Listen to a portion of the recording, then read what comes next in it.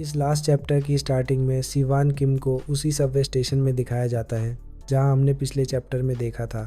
वहां वो उन लोगों को जो कि उसकी हेल्प करने के लिए आए थे, उन्हें वो उस अंडरग्राउंड टनल के बारे में सब कुछ बताता है जहां ह्यूमन एंड्स हैं।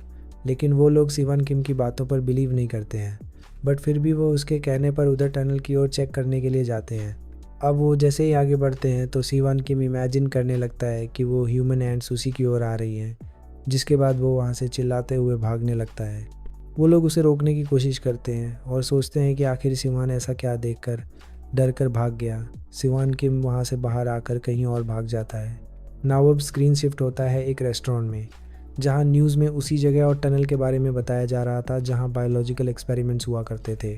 साथ ही बताया जाता है कि ये बायोलॉजिकल एक्सपेरिमेंट उसी जिन सैंगियो चर्च से लापता लोगों से जुड़ी हैं जिसके पीछे मालसून कैंग का हाथ है। बट पुलिस अभी इस बारे में इन्वेस्टिगेशन कर रही है।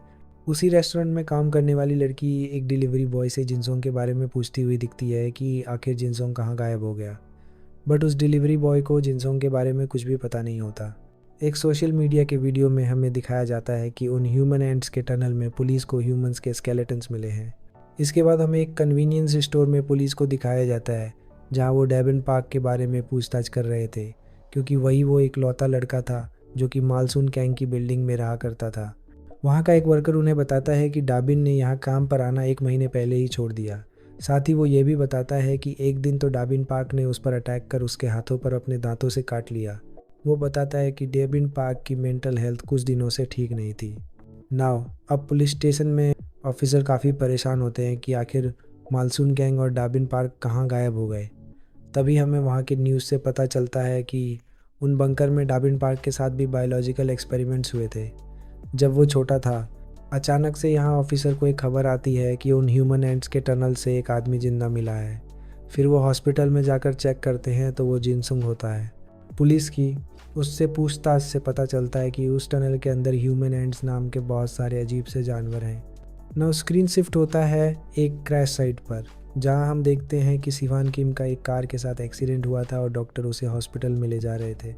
मगर सिवान किम इमेजिनेशन करने लगता है कि वो सब लोग जो उसे हॉस्पिटल ले जा रहे थे वो सब ह्यूमन एंड्स हैं। वो उन्हें चिल्लाते हुए बोल रहा था कि उसे वापस टनल में नहीं जाना। इसके बाद हमें 1 साल बाद का स्क्रीन दिखाया जाता है, जहां न्यूज़ से पता चलता है कि बहुत सारे लोग इस ह्यूमन एंड्स के टनल में जाने की कोशिश में मारे गए।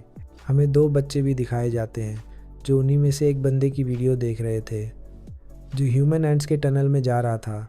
मगर अचानक से उस लिफ्ट में जिसमें वो दोनों बच्चे थे उसके ऊपर से किसी चीज़ के गिरने की आवाज़ आती है।